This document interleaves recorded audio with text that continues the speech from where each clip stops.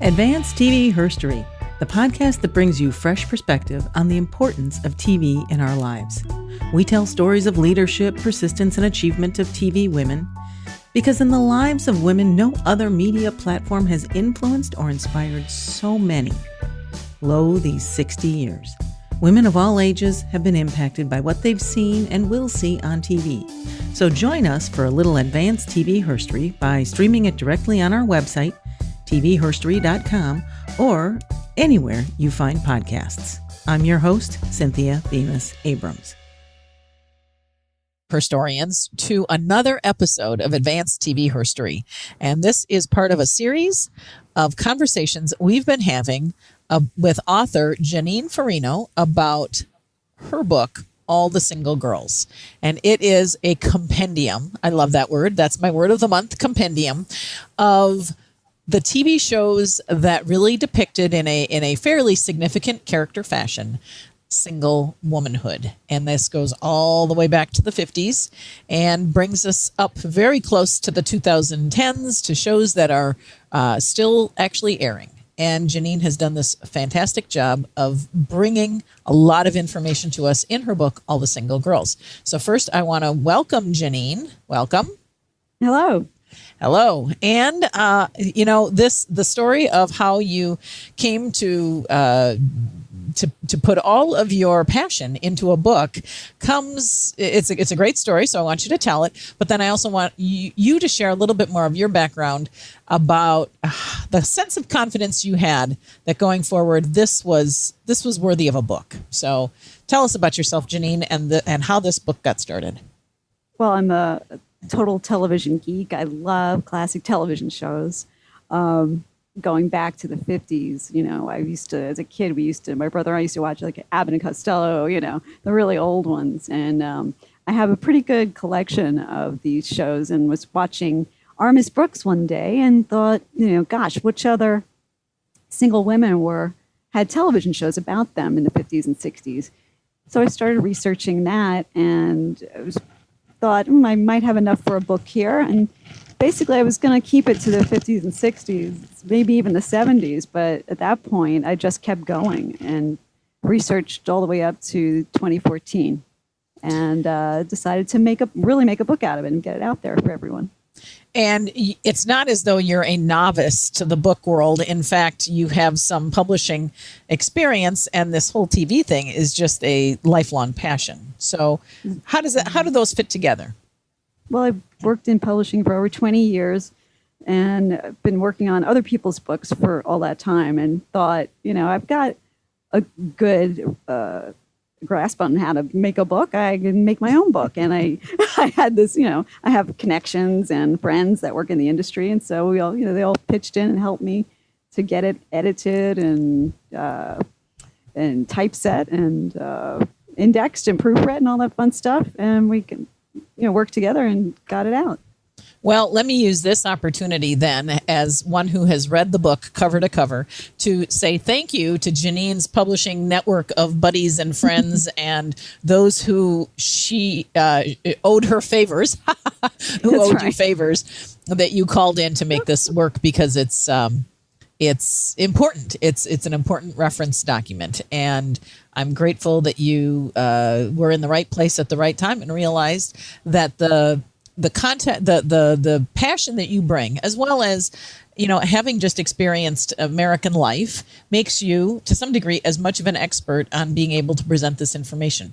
And I would say that the difference that Jeanine in how she presents all of these, there are descriptions about all of these shows, about the actors and the actresses who performed in them, the evolution of the show, and also she includes the time slot, which in some cases you will get whiplash looking at the time slots because they bounced all over the week, and sometimes that's all you need to see in order to realize how it is that a show, even with some some great talent, died an early death or never quite caught fire. So right. She puts all these together with not probably nearly as much opinion and analysis necessarily as you might find here at Advanced TV Herstory. So today, these are these chats that you're experiencing where I put Jeanine a little bit on the hot seat and I ask her to help me draw conclusions.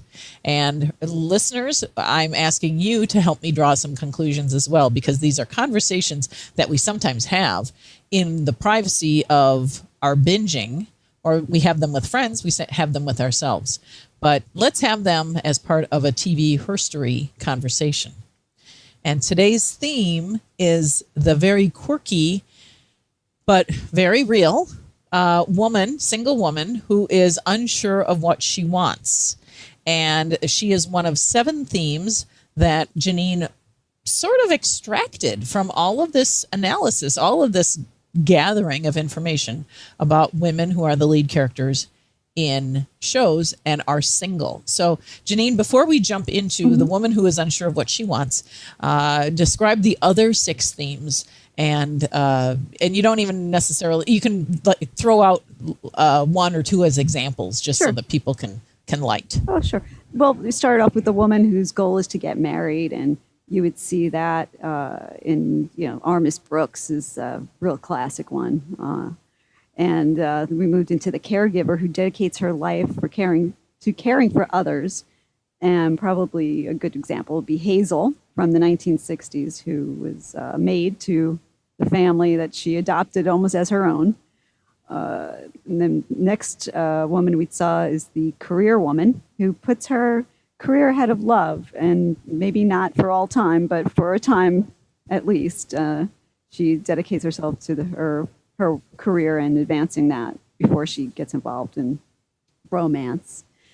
And then we have the working mother, single mother, probably most famously first depicted as a divorced woman in One Day at a Time with Anne Romano.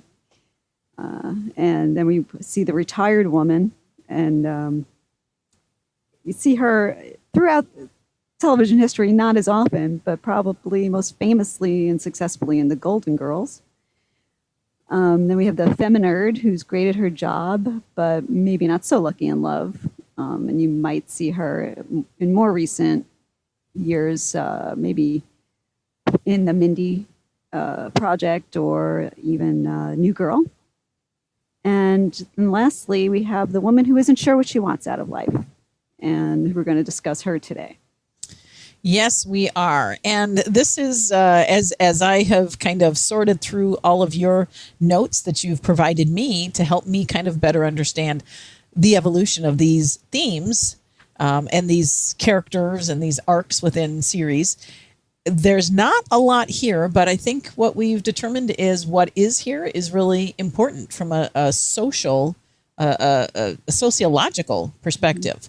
So help us understand how you isolated and defined this theme. How is it that even though it's not a big category, it rose to importance? Yeah, she's a little less obvious. And it took a bit of time to define her. But once I came up with the list of the other 6 themes, I just realized this certain character really didn't fit into any of them.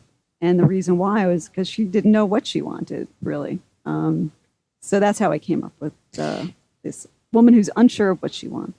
And when you say unsure of what she wants, you mean from a relationship, long-term commitment, marriage, kind of not sure what she wants, or from a not quite sure what kind of career she wants? Help us understand what you were thinking with this. There's probably with this title. A little of both. She's kind of doesn't have an aim in life. She's not career oriented. She doesn't have a goal she's working towards, and she just kind of lets life happen to her and reacts to it rather than going out to put her mark on something. Mm-hmm. And that's listeners, think about that for a second, because that it's a character that requires a lot of nuance and needs to be situated in a plot or in a story arc, in an entire scenario where it's understood. And so what Jeanine and I are going to talk about is the fact that there was this incredible gap where these characters hardly existed when the the second wave feminism, if you want to call it that, when the women's movement was its strongest, this kind of character was certainly not a lead character and was not a surviving supporting character. Wouldn't you say, Jeanine? Absolutely, yeah. She's you really only see her nowadays in the 2010s, 2000s. You really didn't see her as a lead character before, except for in the famous Molly Dodd. Sure. So the reality is that if you were to go back to sitcoms of women of strength or dramas of women of strength, she might be roadkill from Julia Sugarbaker, because Julia Sugarbaker would have told her to get a backbone and a plan. You know what I mean? Right. or in L.A. Law, that she would have been the one who could not measure up, and who let it all just sort of fall apart, and she was then perceived as a failure. And there would never have been further exploration of why she couldn't do what she did. It was just, within the context of some larger scenario, she didn't measure up. Right. And you don't usually see her headlining a show. You just don't. Yeah, you don't, because it says a lot. It says a lot about society, about the days and nights of Molly Dodd. But this is a show that, is gonna, I'm sure there are people scratching their heads going, what are they talking about? And it ran from 1987 to 1991. Blair Brown, who now, is a guest appearance on more shows in a year, just one-offs on lots of series, but also is in Orange is the New Black. Mm-hmm. Sure. Because I need to talk to you about something. Maybe I should get some bagels. No. See, I don't want bagels. I want to talk, and I want you to listen. Okay, sure. Good. Well, now, I feel funny about doing this so soon after starting the job, but, okay. Would you be mad if I asked for a raise? Oh, a raise. Yes. I mean, if you think I'm doing good work. Oh, I think you're doing wonderful work. I need to make a little more money, if that's possible. If it's in the budget. Oh, God, what budget? There's no budget. Forget it. No, wait. Here's some money. Oh, no. And some keys. No. Oh, God. There's my watch. Oh, it's 11:30 already. Oh, see, the reason I'm asking this is my family is kind of more broke than I'd like them to be now that my father's estate is bankrupt. And I'd like to be able to help them out if I could. Well, you can have a raise. I can? Oh, of course. Oh. Who takes care of that? I guess I do. So what should I give me? Whatever you think. Oh, can I have a raise, too? I have to get my watch fixed. Yeah, sure. Thanks.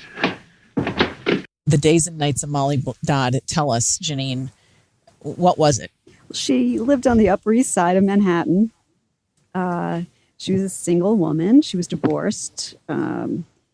She had really no idea what she wanted to do in life, and she didn't seem to care, She was very sweet-natured, little quirky, prone to... Like quirky how? Quirky in that she had a rich fantasy life, I think. She was probably, she was very intelligent. She was a very intelligent woman, but she kind of just let life happen to her, and just moved through life rather than taking hold of it for most of the series. And do you think that was because I have to confess, number one, listeners, it's not really available to stream on Hulu or Netflix. We aren't sure whether it's available on Amazon, but you'll just have to keep scoping out all of your sources for legitimate and illegitimate streaming. You can go to YouTube and grab some clips. So YouTube is the extent of my, you take a clip from, and this show ran for a couple of seasons, a 6-minute clip here and a 2.5-minute clip there still doesn't get you the full force. Don't leave yet. I need to talk to you about something else. Did something happen between us the other night, or was that just my imagination? It seems to me that you were there. So was I. So maybe we should just acknowledge that it happened, instead of ducking behind the Peloponnesian Wars or whatever hieroglyphs you choose to hide behind all day. It's getting heavy. Oh, yeah. Well, you bet. See, I feel that we're past starting from scratch now, but every day I come in here and you act as if you hardly know me. And we have to go through these same awkward rituals, which are very charming. No, don't get me wrong, but just exasperating. Well, I'm sorry. We made love, Moss. I think I have to get some bagels. Oh. Okay, fine. No, you don't want to talk about it. I understand. Sure. Is there a problem? I mean, if you didn't... if it wasn't... Was it awful? It didn't seem awful. I'm going to put you on the hot spot. Tell us what made the show even survive a year. Yeah, the writing was phenomenal. The characters were rich, She had a doorman named Davy that she had this very odd relationship with. And her mother was constantly coming in and making sure she was okay because,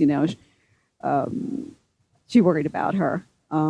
She had a relationship with a real odd duck named Moss, who was completely socially awkward in every way, but she fell for him. It was just really beautifully written and beautifully shot. I mean, when you scroll IMDb, you are not finding big names that came out of this show. They might be very journey and veteran actors, but James Green as Davy McQuinn, the super or the doorman, Alan Allyn, Anne McClary as Florence Bickford, Richard Lawson as Detective Nathaniel Hawthorne, etc. You talk about the writers, a few women, but not, a few women. Interesting. So, and when you realize that it was over the course of many seasons, go on. I was going to say, it was interesting that it was created by a man, Jay Tarses, and he really, it was just really interesting that, it just seemed like so women-driven, this kind of show it would be, but it was really, run by a man. Well, so maybe Jay had some insight. Maybe he was really informed by women in his life, and there are some who probably should get credit who never will because they were so influential to it. Interesting. So the Days and Nights of Molly Dodd, if you ever get a chance to actually see an entire episode, take it.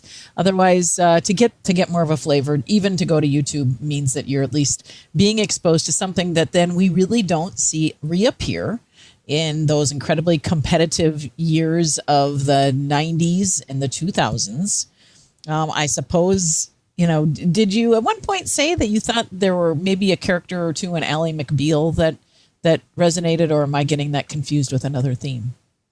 I'm trying to think. Let's see. Well, with Ally McBeal, I think everyone pretty much knew what they wanted out of life on that show.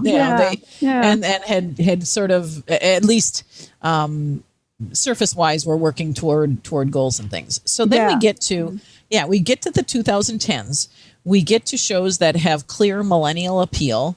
They are not necessarily off of the broadcast networks of ABC, NBC, or CBS, but rather are in paid programming or streaming. What happens in the 2010s, and what are some of those shows that you think really are the reincarnation of Molly Dodd?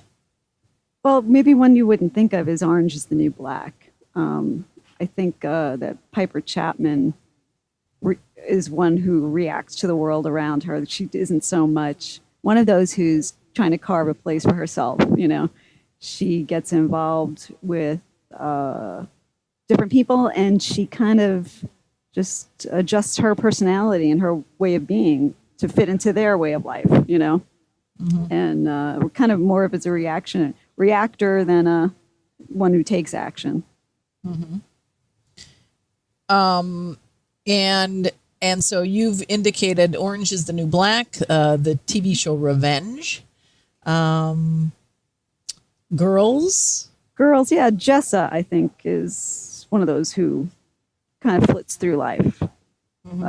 She starts out as a party girl and has no responsibilities. She marries. That doesn't last. She's just no responsibilities and no clear goals at all throughout most of the series. But she's one of those who kind of morphs later on. So, you know, we're living in an age, and I don't want to have this sound like a Thanksgiving Day dinner across generations where, you know, people start talking about back in my day. But there's no question that for reasons of economy and education and incredible growing awareness of the lack of parity that young women have in today's American workplace, you have women at this point who really are examining all of their options and almost are, you know, some days I'm sure feels like they're in a state of paralysis because they really don't know what the path is. They are blazing some very changing sands and trying to blaze a trail into that changing, shifting sand. And very different than the experience that you and I had, Jeanine, as basically peers. I grew up in the Midwest, and did you grow up on the East Coast? I did, yes. Yeah. Do you think your childhood or your teen years and your early 20s that there was a sense of expectation that you had a plan? I think so. I think we may have been the first of the women to be expected to have a plan in life. I think before us, it was not expected at all of women. But, you know, we grew up during the 70s with Women's Lib and, you know, the marches and you know, Ms. Magazine coming into the forefront and Mary Tyler Moore on TV, you know, having careers. And we were probably the first generation that was expected to have a career goal and to forge a path of their own. And the expectation of having the career goal was partly just because there was so many baby boomers. It was if you could get a job, then you were lucky, right? Right. And so that was the goal, to have a job that generated an income that granted your independence and helped your parents appreciate the fact that they sent you to college back when parents could actually still afford to do that. That education paid off, right? Yes, that it paid off, right? Yeah. And then therefore, after the equal sign was you were a contributing member to society, right? And whatever came after that was gravy. And then when I first said economics, it's because from the point of the late 90s until now, and the ever-increasing cost of a college degree, you even have young women today who are getting mixed messages about whether to even get a college degree because the real job maybe doesn't need it, right? And they could be making more repairing, going to a vocational training so that they can repair slot machines at the casino.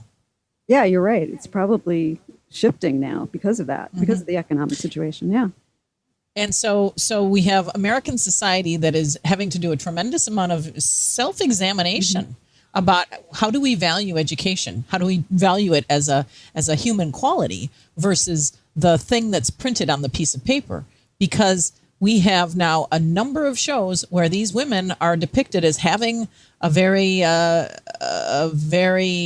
cachet elite piece of paper, but don't necessarily have the plan, right, or even the opportunity to put their best skills forward.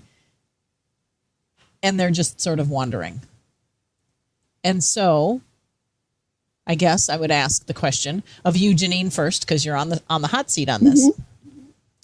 And listeners as well.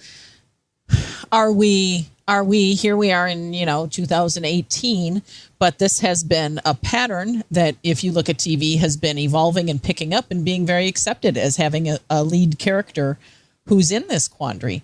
Are we reflecting society and these mindsets that are part of everyone's network of young women in particular? Or so are we reflecting that? Mm-hmm. Or are we, in fact, these shows are paving the way and showing society? You can't know for sure, but probably a little bit of both.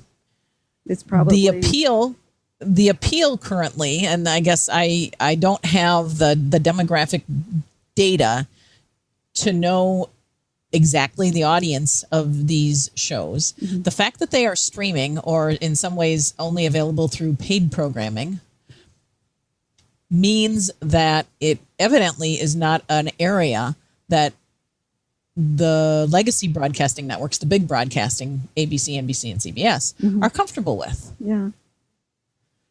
To some degree, is a 24-year-old woman even watching much ABC, NBC, or CBS other than what she can grab on demand? She's not watching it live because It's not, that's just not how she consumes anymore. Right. I think these shows definitely speak to younger audience, more of a niche audience that is streaming, and they're more engaged electronically than before. Mm-hmm. Revenge, which was one of the first ones that you mentioned, that was on network TV. Yeah. And Orange is the New Black, I think, would probably demonstrate an audience demographic that pushes into the 50s for sure. Mm-hmm. If somebody is watching and has watched it the whole time, then there is an appreciation. So I don't know, audience or listeners, what do you think? Is it reflecting society, or is it really paving the way? Or if you have other thoughts, or you find yourself as relating to some of these incredible characters, Jessa or Piper Chapman or Chloe on Trust the Bee in Apartment 23 from 2012, 2013. Great stuff. Presented by women who are now parts of other, shows. So experience as well. Right. Let us know your thoughts, because this is an area that at this point you might still sort of say is pioneering. I don't think we've seen the end of these kinds of characters. No, I think we're going to see more of them. I do. So Jeanine is curious as well as to what you think. I am immensely curious, because I always am, about what's going on in the minds of advanced TV Herstory listeners. You guys are excellent. So you're probably wondering a little bit more of, how does somebody get a copy of Jeanine's great book that Cynthia thinks is so awesome? Jeanine, how can someone get a copy of your book, All the Single Girls? Well, sure. You can get it online at Barnes & Noble, or you can get it on Amazon as a print book or an ebook on Amazon. You can get it. It's available for a Kindle for Android phones, tablets, iPads, iPods, PCs, Macs. Mm-hmm. The beauty of having it as a real book, other than the fact that then you always have it that you can reference, is that it's, yes, everybody's got IMDb on their phone, but when you really want to get into that in-depth look at how many times the time slot was changed, it's so much easier to just pick up a book. So I find it to be one that I think I will probably end up giving as gifts to some of my people who don't listen to podcasts, don't listen to this podcast. Jeanine, you've been a tremendous guest, a fountain of knowledge. I'm sure people might have questions for you, or maybe there are podcasters out there who are going to want to invite you on their show as well. How does someone get a hold of you? Oh, sure. You can contact me on Twitter at RetroTVLover, or at Gmail. I have an account there, RetroTVLover@gmail.com. Excellent. Yeah. And Jeanine has been blogging. How many years have you been blogging? Just a couple. I just started that a couple of years ago. Yeah. And what kind of topics do you cover on your blog? Which listeners is available on Blogspot? If you just type in Retro TV Lover, you'll get to her account. Well, the blog. What do you talk about? Yeah, I like to do a lot of trivia on there, so it's more fun. Just put kind of odd little tidbits up there. similar to what's in the book and the did you know features throughout. That might tell you something about, different actors that you may not have known before. There is a lot to think about. And by kind of looking at this tremendous history, this herstory of TV, we are just starting to really connect some dots that have either never been connected before, or at least not in a way that can be made accessible to people through their earbuds like we're doing with this podcast. So, Jeanine, you and I have lots more to talk about. We are going to present, if it kills us, the marathon of these 7 themes. We've also done a book overview. That's an episode that will run early in the series. I so appreciate your taking the time to bring this particular topic forward. It is one that I think you are spot on. We are going to see more of the character, the character type of the woman who is unsure of what she wants. And maybe in this time in American history, that is something we need to be much more mindful of. What do you think? I agree, definitely. I think you're going to see a lot more of her. In the meantime, feel free to get a hold of Jeanine at those contact places. You can certainly get a hold of Advanced TV Herstory at Advanced TV Herstory, all one word, at gmail.com. Find us on Twitter at TV Herstory, either tweeting to us or DMing us or however you might want to connect. You can also go to the website, tvherstory.com, where you will find a player. Go ahead and pull up your great aunt's iPad and tell her that there's a discussion out there about Eve Arden, and she will gush back to you about how awesome Eve Arden was. And I hope at some point this year I'll be able to do an entire episode on a woman who was not only very funny and very smart, but wore some awesome, awesome dresses. All right, so let's see. The website, TV Herstory. The Twitter, TV Herstory.